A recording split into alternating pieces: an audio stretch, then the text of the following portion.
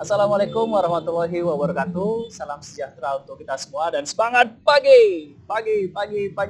Perkenalkan, nama saya Muhammad Iqbal Ginting, biasa dipanggil Iqbal. Saya adalah Officer 1 di Unit Learning and Development HCMHO. Keseharian saya adalah membuat kurikulum silabus materi, melakukan analisa data terkait dengan pelaksanaan learning and development di Telkom Akses. Pengalaman kerja saya, pertama kali saya masuk Telkom Akses di tahun 2013, tepatnya di bulan Februari. Pertama kali saya menjadi teknisi di Telkom Akses, yaitu mengerjakan proyek e-school. Dulunya datang ke sekolah-sekolah, melakukan instalasi, access point, dan aktivasi layanan e-school di sekolah-sekolah. Selanjutnya saya dipindah tugaskan di Jakarta Utara. Pertama teknisi dulu, lalu saya dipercaya menjadi koordinator dan terakhir supervisor. Nah, di Jakarta Utara saya kurang lebih 5 tahun. Di tahun 2016 saya dipindah tugaskan ke Jakarta Pusat. Kurang lebih 1 tahun saya di sana di unit Fiber Academy. Ya, jadi keseharian saya adalah mengajarkan atau men-sharing lebih tepatnya kepada teman-teman Fiber Academy di Jakarta Pusat, ya. Jakarta Pusat. Nah, di 2017 saya diamanahkan untuk bergabung di Head Office sebagai Officer 2 Learning and Development. Sempat pindah ke Capability Development dan sekarang balik ke Learning and Development sebagai Officer 1. Ya, alhamdulillah banyak prestasi yang telah saya capai. Ya, yang pertama adalah dulu saya pernah ikut Bintal Paskas di TNI AU. Ya, selama 4 hari di sana saya mendapatkan best Bintal pertama ya di Paskas AU. Selanjutnya saya diamanahkan untuk pergi ya overseas, jalankan training selama 8 hari di kota Cina, tepatnya di Wuhan.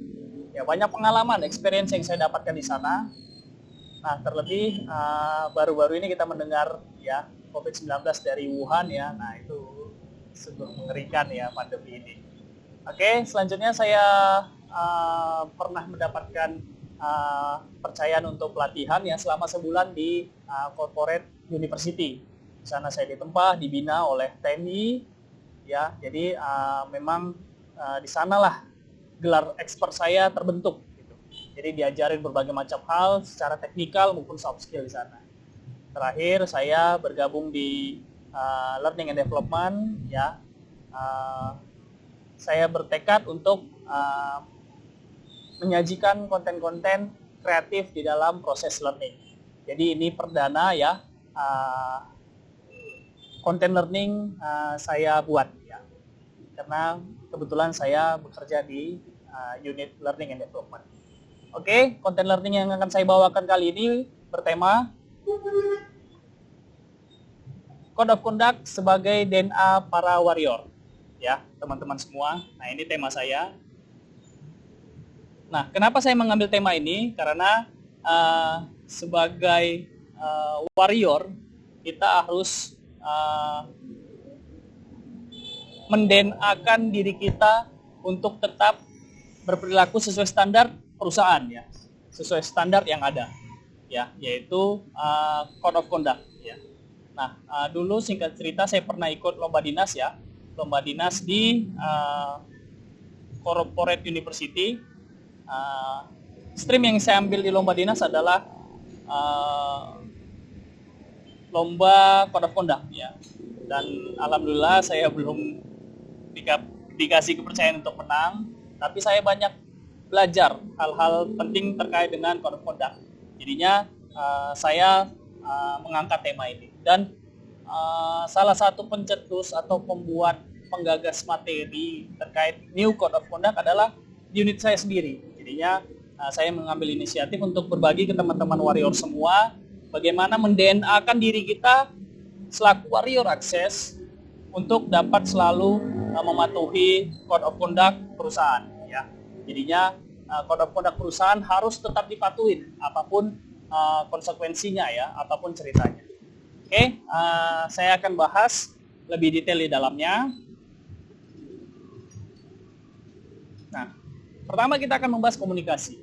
Apa sih komunikasi itu ya? Komunikasi itu adalah bentuk interaksi manusia yang saling mempengaruhi satu sama lain dengan sengaja maupun tidak dengan sengaja. Tidak terbatas hanya pada bentuk komunikasi verbal, namun bisa jadi dalam hal ekspresi muka, seni, lukisan, dan teknologi yang kita kembangkan saat ini. Itu kata Shannon dan Weaver. Di sini bisa kita lihat muka mereka berdua yang sudah kakek-kakek ya. Di tahun 1957 mereka menciptakan buku tentang komunikasi. Jadinya buku itu sangat viral tahun itu. Nah, itulah interaksi kita kepada manusia, itulah komunikasi. Selanjutnya, kenapa komunikasi itu sangat penting? Karena komunikasi itu mampu mempengaruhi orang lain, sehingga orang lain itu mengetahui, mempertimbangkan, dan memutuskan informasi yang kita sampaikan. Seperti terlihat dari gambar ya, pesanan Bapak akan saya kirim secepatnya ya, kata si ibu penjual ya. Nah, kata si Bapak, ibu ini sangat memperhatikan pesanan saya. Jadinya komunikasi itu memang sangat penting untuk menggait hati pelanggan gitu, agar pelanggan percaya terhadap tawaran atau produk yang kita berikan. Nah, kita belajar dari kata mokusatsu ya. Ini bahasa Jepang ya. Nah, ini satu kata yang sangat bersejarah dalam dunia Jepang. Kenapa? Kita lihat.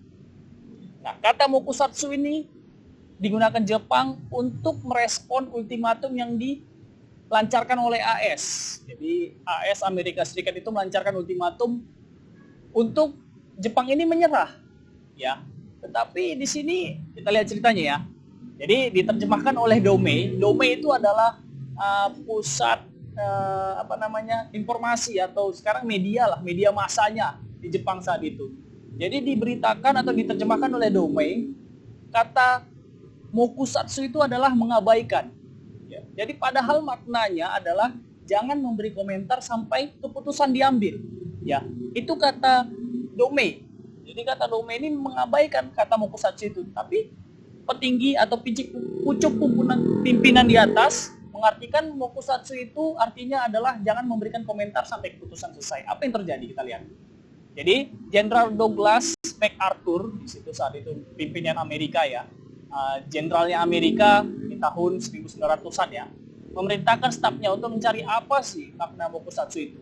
Jadi diperiksa bahasa Jepang, nah ternyata padanan kata mokusatsu itu artinya no comment, tidak komen, tidak komen. Tapi di sini salah diartikan oleh MacArthur.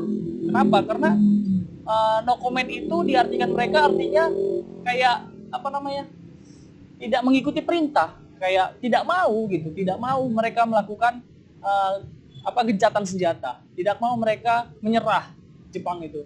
Jadinya Presiden Truman, itu presiden ke-33 Amerika Serikat, memutuskan untuk menjatuhkan bom atom saat Perang Dunia itu. Ya, jadi ini soal komunikasi sebenarnya. Nah, kita lihat juga dalam Google sampai saat ini, kata mokusatsu itu artinya silence, diam, gitu. Nah, tapi makna sebenarnya yang dimaknain oleh pucuk pimpinan Jepang saat itu adalah makna mokusatsu itu kami akan menaati ultimatum Tuan tanpa komentar. Nah, ini kan berbeda. Si jenderal mengartikan no comment artinya membangkang gitu, tapi maksud si pimpinan Jepang tadi adalah kita menaati tanpa komentar, kita nggak komentarin apapun, kita taati permintaan Tuan gitu. Nah, terjadilah ini, 2 bom atom dilancarkan ke Hiroshima dan Nagasaki saat itu. Nah, Little Boy dijatuhkan di Hiroshima pada hari Senin tanggal 6 Agustus 1945 karena komunikasi tersebut. Nah, pesawat yang menjatuhkan adalah B-29 Flying Super Fortress bernama Enola Gay yang dipilot oleh Letkol Paul W. Tibbets dari sekitar ketinggian 9.450 meter atau 31.000 kaki ya. Nah, satu lagi yang tadi little, yang ini fat, yang ini gemuk, yang tadi kecil, yang ini besar. Nah, ini dijatuhkan di Nagasaki 3 hari setelah dijatuhkannya Little Boy tadi di Jepang tahun 1945 pada tanggal 9 Agustus ya. Little Boy dan Fat Man ini jatuhkan, memporak-porandakan Hiroshima dan Nagasaki karena masalah komunikasi tadi. Ya, masalah komunikasi tadi, ironis sekali ya.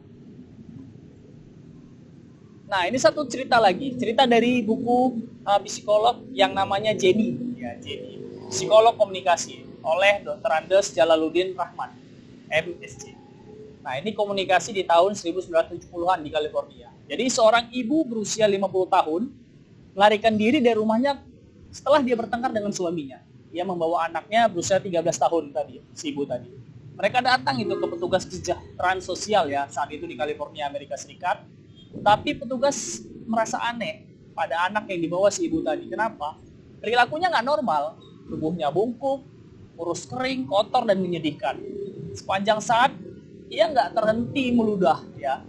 Nah, tidak ada satu kata pun terdengar oleh si petugas tadi yang diucapkan oleh si Jenny. Ya. Nah, petugas ngira si Jenny ini dianiaya sama ibunya. Dan polisi panggil kedua orang tuanya untuk diadili ya di pengadilan. Pada hari sidang, ayah gadis itu membunuh diri dengan pistol, ditembaklah kepalanya sendiri. Ia meninggalkan catatan. Dunia tidak akan pernah mengerti catatan dari si ayah tadi ketika dia mau mengakhiri hidupnya. Nah, dunia tidak akan mengerti bagaimana mungkin ya seorang ayah bisa dapat membenci anaknya. Ya. Jenny melewati masa kecil seperti neraka dibuat oleh ayahnya sendiri.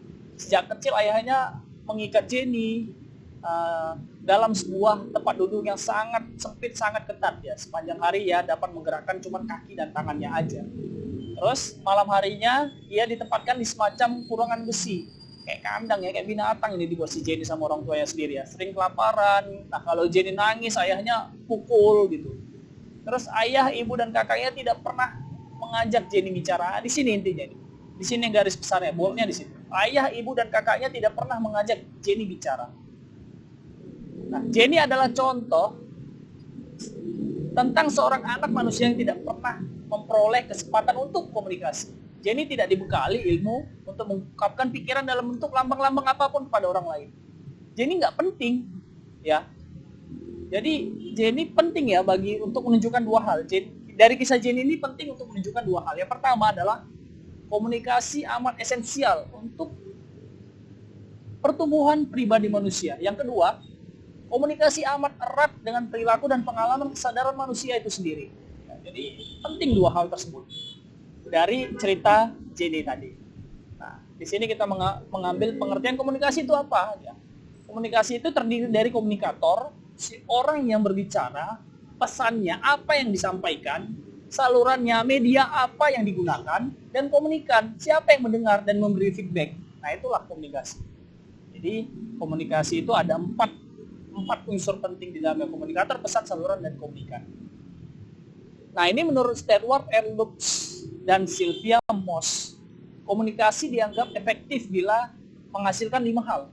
Yang pertama, mengerti. Ya, komunikasi itu dapat dimengerti orang lain. Ya. Yang kedua, ketika kita berkomunikasi sama orang, kita happy, gembira, senang, bahagia. Bisa mengungkapkan apa isi hati kita, bisa curhat. Ya, itu hal yang efektif, hal yang penting dalam komunikasi. Terus yang ketiga adalah mempengaruhi sikap. Jadi seorang presiden lihat komunikasinya, ya. Seorang pimpinan lihat komunikasinya, pasti bisa mempengaruhi orang lain, followernya, ya. Terus yang keempat adalah menghasilkan hubungan sosial bagian lainnya. Ini hubungan kepada lingkungan, ya, kepada orang sekitar, kepada tetangga, kepada orang tua dan lain-lain. Dan terakhir menghasilkan tindakan. Jadi ya, ada yang menyebutkan tindakan itu adalah komunikasi yang paling efektif. Role model. Jadi ketika kita bertindak positif, orang mengikuti tanpa kita bicara. Ya, itu paling efektif dalam berkomunikasi. Nah, hambatan dalam komunikasi efektif apa? Kemampuan berbahasa. Ya, nah, ini penting ini. Kayak yang lagi tren saat ini, Vicky Naki bisa ngobrol, YouTuber bisa ngobrol sama orang Kazakhstan, dapat cewek Kazakhstan ya kan. Kemampuan berbahasa. Jadi efektif kan? Kalau kita cuma taunya bahasa Indonesia aja, ya dapat orang Indonesia gitu kan. Terus yang kedua, perbedaan cara pandang. Jadi misalnya perbedaan politik lah misalnya. Tadi kan, itu bahkan komunikasi nggak bakal ketemu itu. antara si kubu ya A dengan si kubu B, yang nggak boleh ngomong cebong kampret lagi ya. Kubu A sama kubu B ngomong gitu kan, nggak bakal efektif, nggak bakal ada yang mau ngalah itu, pasti gontok-gontokan aja. Yang ketiga, pengaruh jabatan dan status sosial. Ini komunikasi yang masih bersekat ya antara bawahan dengan atasan.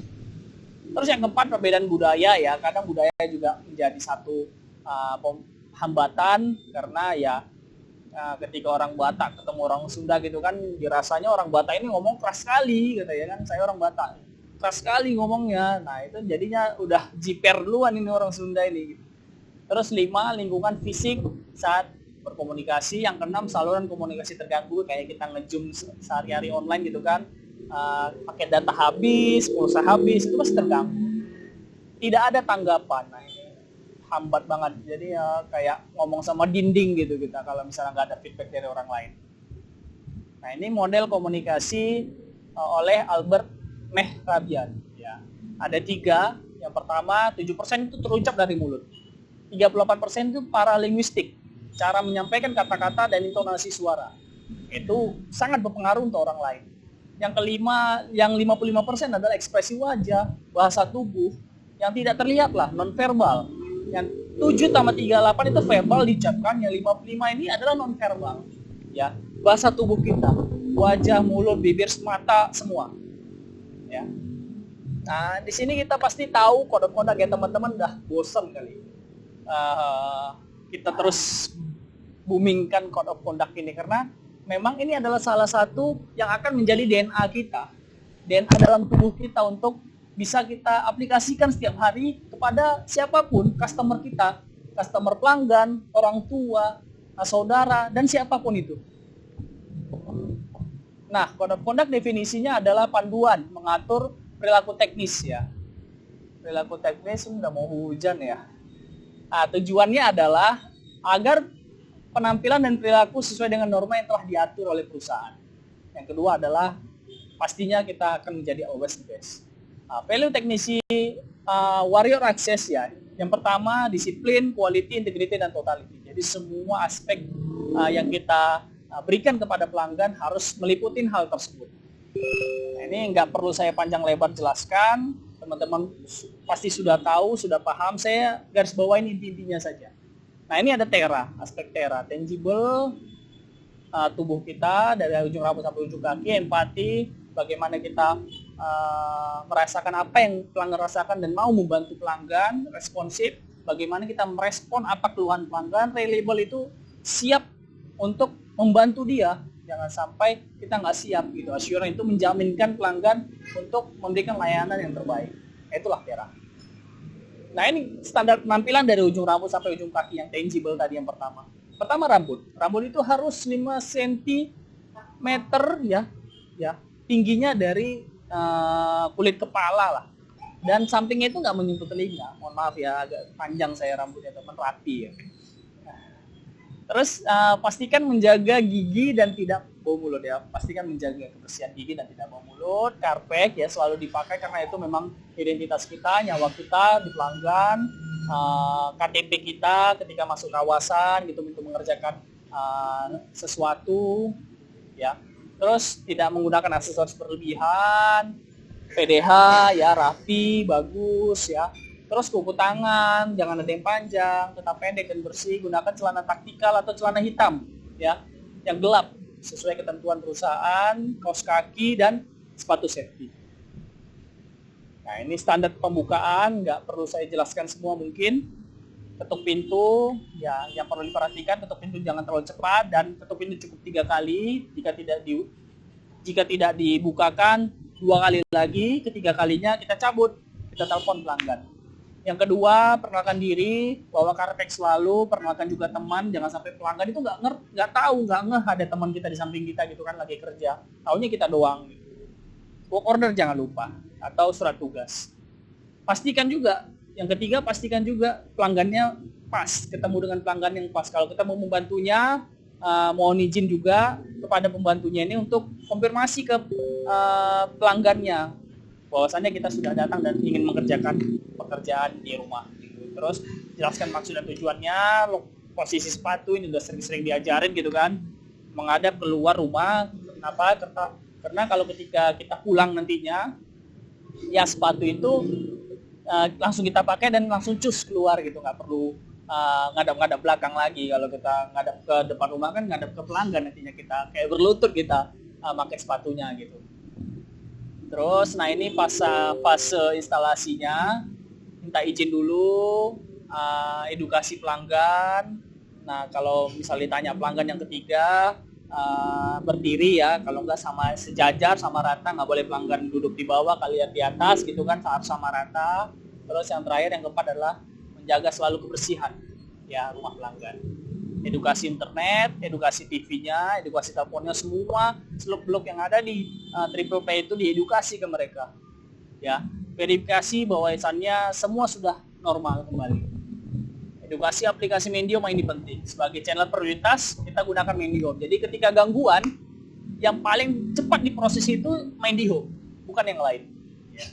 Edukasi channel lain seperti mindihome.com, sosial media dan lain-lain. Cara pembayaran dan konfirmasi jika ada pertanyaan.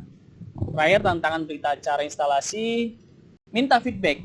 Ya, minta feedback Net Promoter Score. Karena kita dinilai sekarang dari Net Promoter Score. Ketika kita mendapatkan nilai 9/10, kita dianggap direspon pelanggan positif. Ya, jadi respon baik.